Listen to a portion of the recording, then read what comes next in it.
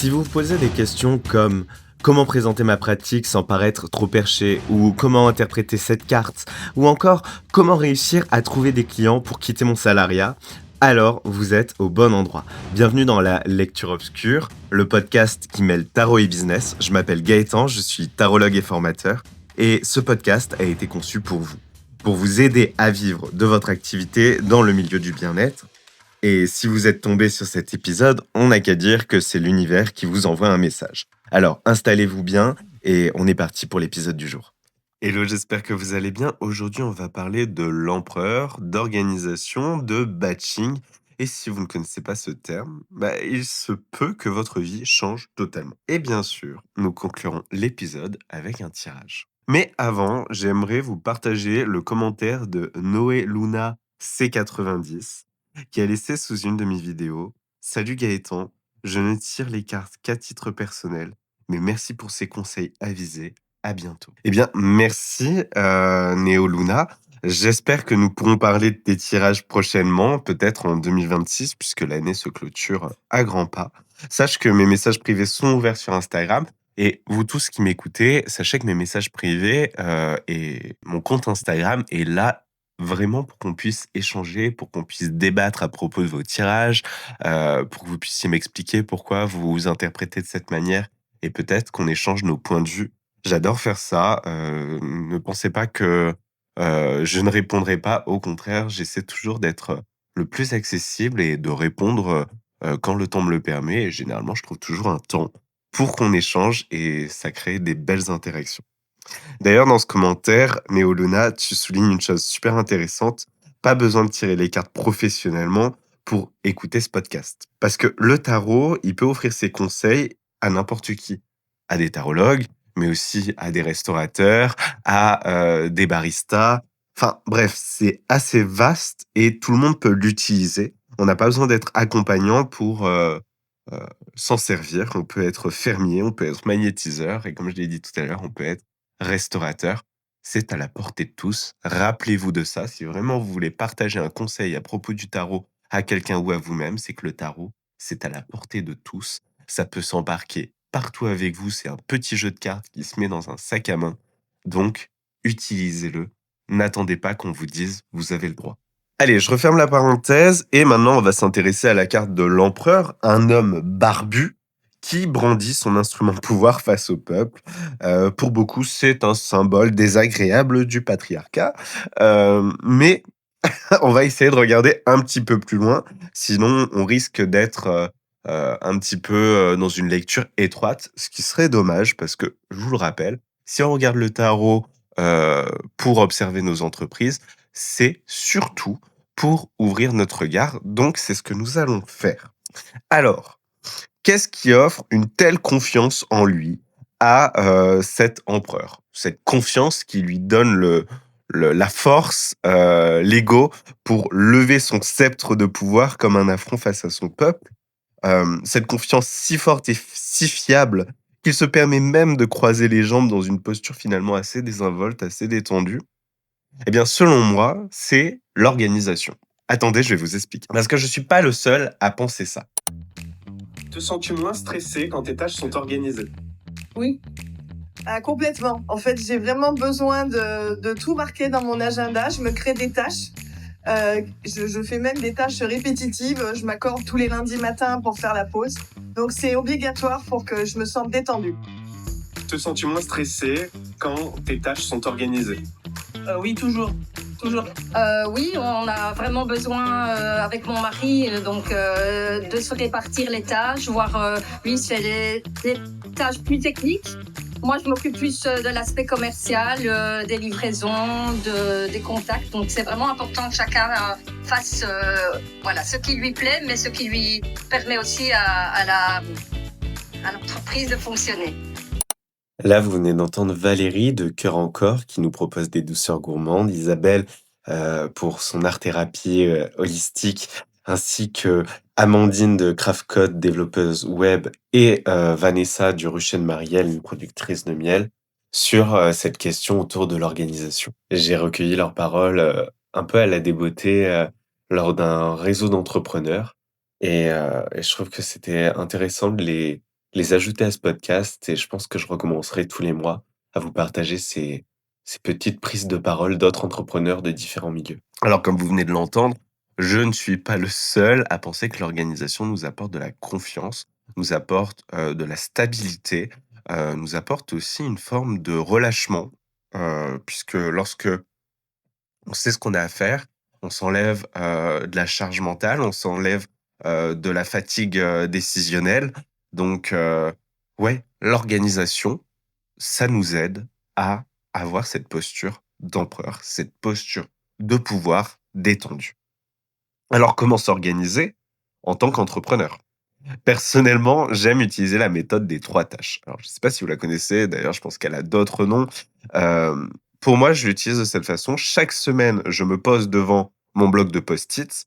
Oui, je travaille avec des post-it. Je sais que c'est pas écolo. À l'ère du numérique, je devrais tout faire en démat. Mais désolé, ce rapport au papier, j'y tiens toujours. Donc, je me pose devant mon bloc de post-it et j'écris tout d'abord les 3 tâches majeures que je dois accomplir sur la semaine. Puis, chaque jour, j'écris les 3 tâches qui vont m'aider à atteindre cet objectif ou des tâches annexes. 3 tâches pour la semaine, 3 tâches par jour. Par exemple, pour cette semaine, je me suis écrit annoncer mes prochains séjours, première tâche. Deuxième tâche, relancer la communication autour de mon jeu, mon tarot oracle. Et troisième tâche, écrire et enregistrer 3 épisodes de podcast. Ça, c'est mes tâches pour la semaine. Lundi, comme première tâche, je me suis donné écrire les 3 épisodes. Donc là, j'ai batché dans la rédaction de ces 3 épisodes et je vous explique plus tard dans cet épisode ce qu'est le batching. J'aime pas utiliser des anglicismes, mais j'ai pas trouvé l'alternative francophone et je vous invite, si vous l'avez, à me la suggérer en commentaire. Donc, lundi, je me suis donné comme première tâche écrire les 3 épisodes. Deuxième tâche, choisir les dates pour les séjours. Troisième tâche, monter 3 réels. Vous voyez que du coup, le lundi, il y a 2 tâches qui me servent à atteindre mes objectifs de la semaine. Écrire les 3 épisodes, c'est pour atteindre mon objectif de la semaine de enregistrer et publier 3 épisodes de podcast. Choisir les dates pour les séjours, ça m'aide à atteindre l'objectif de la semaine, annoncer mes prochains séjours. Et la 3e tâche du jour, monter 3 réels. C'est une tâche annexe, mais qui est importante quand même pour mon entreprise, qui est importante pour ma communication, et qui est importante pour que je puisse vendre des accompagnements à l'aide du tarot. Donc, dans mes tâches journalières, ce n'est pas uniquement des tâches qui vont me permettre d'atteindre les objectifs de la semaine. Le mardi, je me suis noté enregistrer les 3 épisodes, les épisodes que j'avais rédigés la veille. Le mardi, je me consacrais à leur enregistrement. Ensuite, la 2e tâche du mardi, reprendre mon site séjour. Là, j'ai fixé mes dates la veille. Il me reste le mardi, du coup, à faire les modifications sur mon site. Et la 3e tâche du mardi, préparer une interview. Encore une fois, 2 tâches qui me servent à atteindre mes objectifs de la semaine, une tâche annexe, mais bien sûr, ça pourrait être 3 tâches annexes, 2 tâches annexes et une tâche qui sert à atteindre les objectifs de la semaine. À vous de voir la déclinaison. Mais en tout cas, l'objectif, il est clair et tout au long de la semaine, je sais ce que je dois faire, je sais où je dois aller. Donc, l'avantage de cette méthode, c'est qu'il y a une satisfaction parce qu'on a vite la sensation des tâches accomplies. Choisir les dates pour mes séjours, ça peut se faire très rapidement, mais une fois que j'ai coché cette mission, je suis satisfait, je sais que j'ai avancé, je sais que je n'ai pas procrastiné parce que moi, j'ai tendance à percevoir mon activité comme une forme cumulée de procrastination incessante. Donc, j'ai vraiment besoin d'avoir ces bullet points, d'avoir ces cases à cocher pour avoir ce sentiment d'avancer. Et avec cette méthode, je l'ai très facilement. Et mine de rien, plutôt que de me dire « Ah, bon allez, cette semaine, je dois annoncer mes prochains séjours », ce qui veut dire en sous-texte fixer les dates, voir les changements qui vont être faits, voir les changements dans la com, mettre en place les changements sur le site internet, mettre en place les réels qui vont annoncer ce changement, qui ferait beaucoup d'éléments et qui me donnerait le sentiment d'une montagne à gravir. Y aller étape par étape comme ça me permet d'avancer avec beaucoup plus de sérénité. Je chemine vers des grands accomplissements, comme avec un escalier, marche par marche, sans avoir le sentiment que je vais m'essouffler. Et du coup, j'applique la méthode du batching. Alors, qu'est-ce que c'est? Vous en avez sûrement entendu parler sur les réseaux sociaux ou dans d'autres contextes. Alors, le batching, ça vient de l'anglais batch, qui signifie un lot, un groupe traité en une seule fois. Et donc, quand on fait du batching, souvent, on peut penser à la cuisine, le fait de cuisiner tous ses plats pour la semaine le dimanche soir. Et là, on va cuisiner son curry, on va cuisiner son chili con carne ou son chili sin carne, pour les végétariens comme moi. On va cuisiner un risotto, une salade César. On fait tous ces plats pour la semaine. Tout est prêt, tout est au frigo ou au congélateur. Et du coup, pendant la semaine, on n'a plus rien à préparer. On a juste à consommer, à manger. Parce qu'on a réuni toutes ces tâches de cuisine au même endroit, au même moment. Eh bien, ce terme qui a été popularisé autour de la cuisine, aujourd'hui, on l'applique à énormément d'autres milieux. C'est un petit peu le taylorisme du solopreneur. C'est le fait de découper le travail en gestes simples, en tâches en tout cas précises, pour ne pas s'éparpiller. Alors, dans un temps donné, je vais me consacrer exclusivement à la tâche de rédiger les épisodes de mon podcast ou alors rédiger les idées autour de ma création de contenu pour les réseaux sociaux. Par exemple, je vais passer 20 minutes à rédiger des idées pour la création de Reels. Ensuite, ce jour-là ou un autre jour ou plus tard dans cette journée-là, je vais passer à l'enregistrement. L'enregistrement donc du podcast ou bien des Reels, vous avez compris, mais j'en fais une succession. Je me contente pas d'un seul épisode ou d'une seule vidéo. Puis, à un autre moment, je vais me consacrer au montage et exclusivement au montage. Ensuite, à un autre moment, je me consacrerai à la programmation de la diffusion. Pourquoi c'est intéressant de compartimenter, de travailler en lot comme ça, parce que je pense que c'est la seule façon de le traduire en français, c'est que on va gagner énormément de temps. Lorsque je suis devant mon carnet et que je rédige, oui, vous avez compris, j'ai un fort rapport au papier, hein, et que je rédige mes épisodes de podcast, je me mets dans une certaine forme de concentration. Il me faut un certain temps pour rentrer dans cette concentration et autant maximiser cet élan du départ en enchaînant l'écriture de plusieurs épisodes. Chose que je ne faisais absolument pas il y a un an. D'ailleurs, si vous voulez aller écouter mon passage sur le podcast du Salon des Arcanes, je disais que je travaillais en flux tendu. J'étais vraiment euh, réactif face à mon inspiration, mais aussi j'étais très sujet à l'épuisement. Parce que lorsque je manquais d'inspiration, j'étais inquiet et je me trouvais face à une grande fatigue décisionnelle. D'ailleurs, si ça vous intéresse, on fera un épisode sur la fatigue décisionnelle de l'entrepreneur. Alors qu'aujourd'hui, en compartiment mes tâches, eh bien, je me mets dans un état d'esprit très particulier pour chaque tâche et ça m'aide à être hyper productif. Donc là, je vous parle du batching, du travail en lot pour les réseaux sociaux, mais cette gestion, elle peut être adaptable pour énormément de tâches dans votre entreprise. Par exemple, votre gestion des mails, votre gestion du SAV, tout ça, ça peut être fait en batching. Plutôt que de répondre en flux tendu dès que vous avez un message d'un client, vous pouvez vous consacrer 1 heure par jour pour répondre à vos clients. Votre réactivité sera quand même là. Je pense que si un client vous envoie un message et que vous répondez dans la journée, c'est déjà énorme. Par contre, de répondre toujours dans l'immédiateté, chose que je faisais et je ne veux pas vous mentir, je continue à le faire parce que c'est un trauma pour moi de laisser un client sans réponse. Euh, Ça me coupe de ma productivité, ça me coupe d'une autre tâche qui est également importante. Et par exemple, je l'ai pas écrit quand j'ai rédigé un petit peu l'ébauche de ce podcast parce que ça m'est arrivé avant-hier et il y a une cliente qui m'a, demandé des informations sur mes séjours. J'étais, hyper enthousiaste, mais on est dans la période des fêtes. Moi, comme elle, je sais qu'on allait manquer de temps dans les jours, futurs et je me suis dit: «Mince, qu'est-ce qui se passe? Tu peux pas non plus, préparer l'appel comme tu l'aurais fait, sur un temps consacré comme je le fais d'habitude avec, un moment où du coup je me consacre au SAV où j'échange pleinement avec mes clients, mes prospects et ma communauté sur les réseaux sociaux. Là, il n'y a que ce moment-là et je lui dis: «Bon, ben, qu'à cela ne tienne, si, tu es disponible, on s'appelle maintenant, comme ça je te présente les séjours». Résultat des courses, mon fils était en train de faire la sieste, vous le voyez venir gros comme un camion, Après 10 minutes d'appel, il s'est réveillé. J'ai dû écourter l'appel et heu et ça m'a donné un sentiment d'avoir bâclé, cet échange qui était un bel échange. Alors après, on a continué à échanger plutôt par message et ça s'est bien passé, bien sûr, mais enfin, bien sûr, ça aurait pu mal se passer et j'aurais pu totalement, donner une image, peu professionnelle à cette personne. J'aurais pu aussi, lui donner un sentiment de peu de temps d'écoute, ce qui est très désagréable quand vous avez une demande, si la personne en face vous laisse croire que ce que vous lui partagez, ce que vous lui demandez n'est pas intéressant, c'est pas agréable.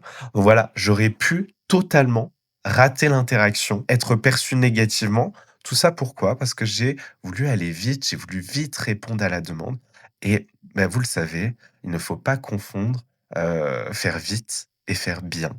Et des fois, il vaut mieux accepter qu'on va créer une frustration d'attente, mais pour créer une satisfaction d'accompagnement.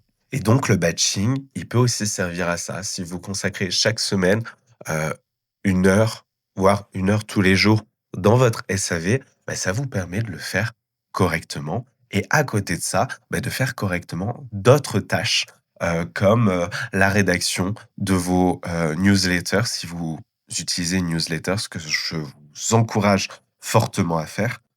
Ou encore, vont consacrer 2 heures par semaine à du démarchage client parce que oui, le démarchage client, ça se fait encore, même, ça se prend encore en 2026, mais bien sûr pas n'importe comment et d'ailleurs pour tous ceux qui pratiquent le démarchage client en ce moment pendant la période des fêtes, demandez-vous si ce que vous faites n'est pas maladroit parce que je ne cesse de recevoir des démarchages plus insolents, il y a pas d'autre mot, les uns que les autres à propos de personnes qui n'ont pas cherché à savoir ce que j'étais, ce que je proposais.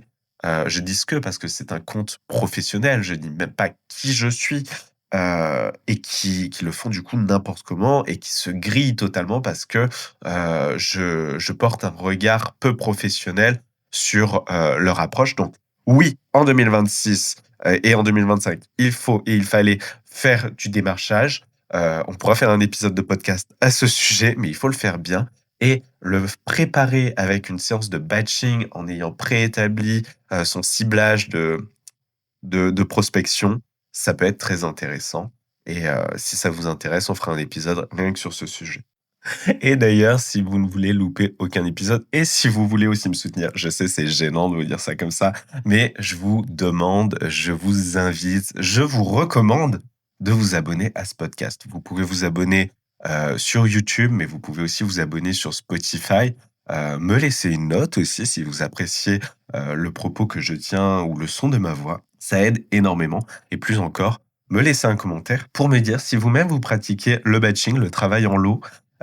Si ça vous soulage ou si au contraire ça vous apporte une charge mentale en plus. Si c'est le cas, c'est sans doute qu'il y a, des façons de le faire qui sont pas encore maîtrisées et on pourra aller chercher des outils pour que ça vous soit plus agréable et le but à la fin, c'est que ça vous soulage. Donc je compte sur vous, ça prend 2 minutes. Moi, ça m'aide énormément, c'est les fêtes. Si vous voulez me faire un cadeau, c'est celui-ci, c'est maintenant. Et voilà, ça m'aide énormément pour les algorithmes, donc je clôt la parenthèse encore une fois, mais merci beaucoup. Bon, maintenant que c'est dit, on passe au tirage parce que vous le savez, on termine toujours ces épisodes avec un tirage et aujourd'hui, on a évoqué l'empereur, sa posture, de maître de l'organisation, du pouvoir et de la paresse. Donc on va faire le tirage de la structure de l'empereur. C'est un tirage en 4 cartes. On va commencer avec 2 cartes qui nous permettront d'identifier la ou les priorités du moment. Ça peut être une priorité par carte ou vraiment une priorité affinée par rapport à l'assemblage de ces 2 cartes. Ça, on le découvrira lorsqu'on révélera les cartes. Ensuite, la 3e carte, ce sera comment m'organiser. Parce que, bah, je vous rappelle, le but, en tout cas que je vois avec cette carte de l'empereur, c'est comment s'organiser, comment se structurer. Et enfin, la 4e carte, c'est la carte de la flemme, la carte de la paresse. C'est quoi le point sur lequel, on doit se reposer, on doit, laisser ça de côté, on doit mettre son cerveau un petit peu en mode off. Je vois pas d'autre façon de vous le dire. Donc, je commence mon tirage et je reviens à vous tout de suite. Comme première carte, donc on est sur les priorités, j'ai la carte du soleil. Et le soleil, on peut y voir plusieurs choses. On peut y voir d'un côté l'amour, le sentiment de joie. Pour moi, le soleil, c'est l'arcade majeur qui représente le plus l'amour, donc j'ai un peu du mal à m'en détacher. Mais dans la vie entrepreneuriale, on peut aussi voir ce disque d'or dans le ciel et l'argent. Mais je priorisais en ce moment les finances. C'est pas très cohérent avec ce que je traverse actuellement dans ma vie d'entrepreneur. Je touche du bois, je vis une période où je signe facilement des accompagnements. C'est j'ai de l'argent qui rentre et j'ai aussi, heu, des fonds qui sont bien stables. Donc j'ai pas l'impression que la priorité soit de ce côté-là. Mais je peux me tromper et ça pourrait être intéressant aussi de porter ma réflexion sur comment prioriser l'argent dans cette période de croissance. Néanmoins, je vais quand même me concentrer sur ce que ça m'inspire là tout de suite. J'ai plutôt l'impression qu'on me parle d'amour et effectivement, aujourd'hui, avec la croissance qu'il y a depuis plusieurs mois dans mon entreprise, il est important aussi que je priorise ma vie privée, ma vie de couple et c'est ce que je me suis donné comme objectif depuis début septembre, de consacrer une fois par mois, heu un week-end pour vivre une expérience différente, une sortie au musée. Là, on s'est offert, une soirée dans un gîte atypique. C'est important, mais plus qu'une fois par mois, je réalise aussi là à l'entrée, depuis l'entrée du mois de décembre, qu'il faut aussi qu'il y ait un jour par semaine pour ma vie de couple. C'est hyper important. Donc oui, ma priorité en ce moment, même si on parle de mon entreprise, c'est de laisser une place à ma vie de couple et que mon entreprise ne dévore pas toute ma vie. La deuxième carte, qui parle encore des priorités, c'est le cavalier de denier. Et là, avec le cavalier de denier, il y a la stabilité et la fiabilité. Et je pense que ici, ça me parle de plusieurs rendez-vous que je dois mener actuellement, qui m'appellent dans beaucoup de directions.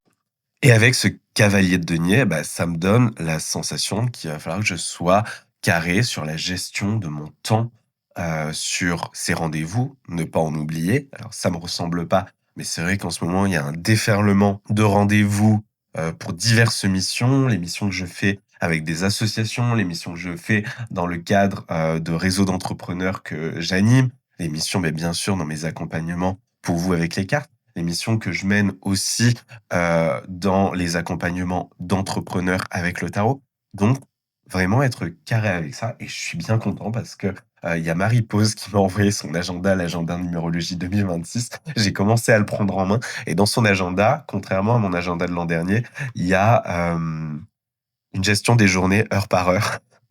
Et ça va beaucoup m'aider, je pense, en 2026. Chose que je n'avais pas besoin d'exploiter en 2025 parce que si j'avais plusieurs rendez-vous dans la journée, je m'en sortais bien. Là, l'enchaînement heure par heure, il va m'être hyper utile. Donc, voilà pour ce cavalier de denier qui me montre vraiment la stabilité dans laquelle je vais devoir m'inscrire et mettre le focus. À côté de ça, comment, m'organiser? J'ai eu un 9 de coupe et ce 9 de coupe, j'ai l'impression que c'est utiliser des créations riches émotionnellement, mais qui appartiennent au passé. Alors c'est un peu compliqué dit comme ça vous parlera sans doute pas, mais ça peut être des réels que j'ai publiés il y a 6 mois, 1 an, qui n'ont pas forcément eu un impact parce qu'ils n'étaient pas, accrocheurs, ils n'avaient pas une phrase, putaclic. Désolé pour mon choix de mots, mais au moins vous avez vraiment l'image, mais qui étaient beaux, qui étaient puissants dans leur, forme poétique et qui vont me servir notamment par rapport à mes séjours, par exemple. Pour relancer mes séjours, je vais beaucoup, republier de réels qui ont été faits l'été dernier lorsqu'il y avait tous ces participants, sur mon camp et ça va être du coup une invitation à utiliser des choses émotionnelles du passé pour, continuer à avancer et aussi me soulager parce que si je repartage des publications, Vous inquiétez pas, hein, il y aura pas que du repartage, je continue à créer du contenu original. Mais si je repartage de temps à autre des publications qui ont été faites il y a 6 mois et que du coup beaucoup d'entre vous n'ont peut-être pas vu, ça va me donner du temps pour me consacrer davantage aussi à ma vie de couple et c'est important. Maintenant, on va voir la carte de la flemme parce que j'ai envie de savoir où est-ce que je peux roupiller et je découvre un 4 de coupe. Le 4 de coupe, pour que vous visualisiez la carte, on a un bonhomme au pied d'un arbre avec 4 coupes à ses pieds. Il a l'air de faire la tête, il est plongé dans ses pensées.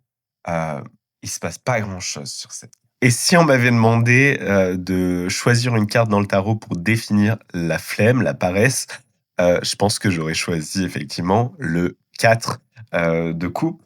Donc, c'est un petit peu un contre-Kems. Ici, sur quoi je dois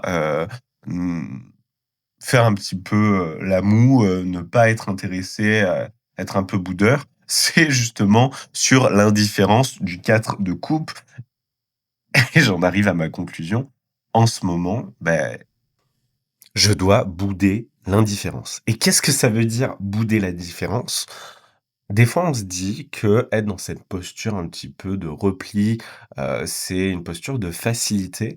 Mais lorsqu'on a des valeurs fortes, et je pense qu'on a tous des valeurs fortes, hein, se retenir de les exprimer par peur de froisser, par peur de perdre du temps dans une interaction stérile, mine de rien, c'est aussi un parti pris qui, des fois, nous coûte, nous prend de l'énergie. Par exemple, en créant un post, récemment, j'ai fait un post pour pointer du doigt les professionnels du bien-être qui sabrent totalement leur prix à l'approche des fêtes. Je vois des cartomanciens qui vendent à 5 euros leur tirage. C'était un parti pris fort de ma part de m'exprimer dessus.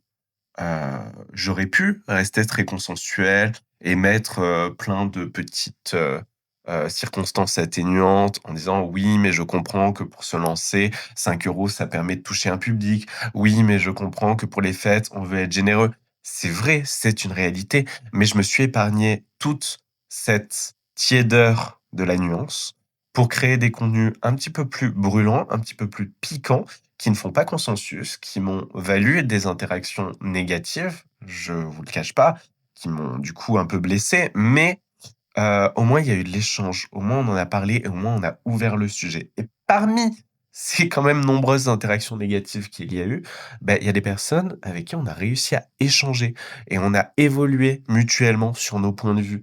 Et effectivement, là, dans cette période, en ce moment, je dois arrêter d'être dans la tiédeur et il faut que j'arrête de bouder mon frein, ma mollesse. Il faut que j'attaque.